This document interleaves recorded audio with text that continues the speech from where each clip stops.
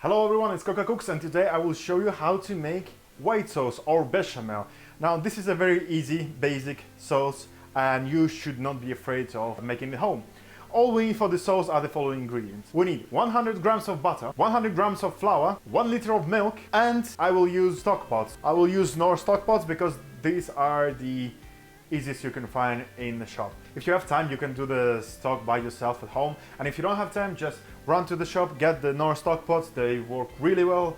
And let me show you how to make bechamel or white sauce. First thing first, we add butter and flour together.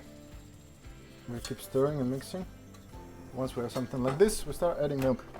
We add milk a bit by a bit.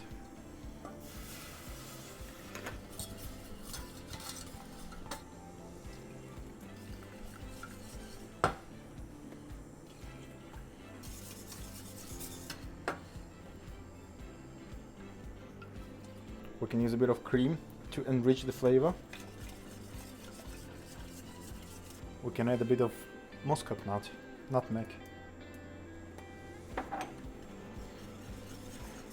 Now we add KNORR stock pot.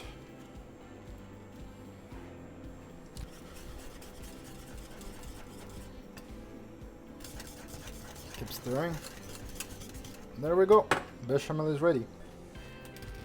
If you'd like a silky smooth bechamel, you just put it through a sieve.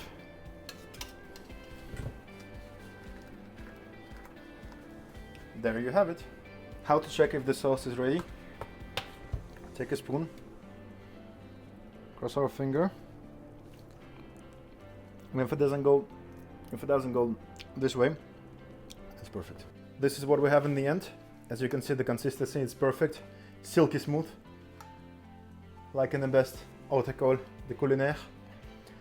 And this is how you make a bechamel. Now, white sauce or bechamel is used in great variety of different dishes that I will be happy to show you later on my channel.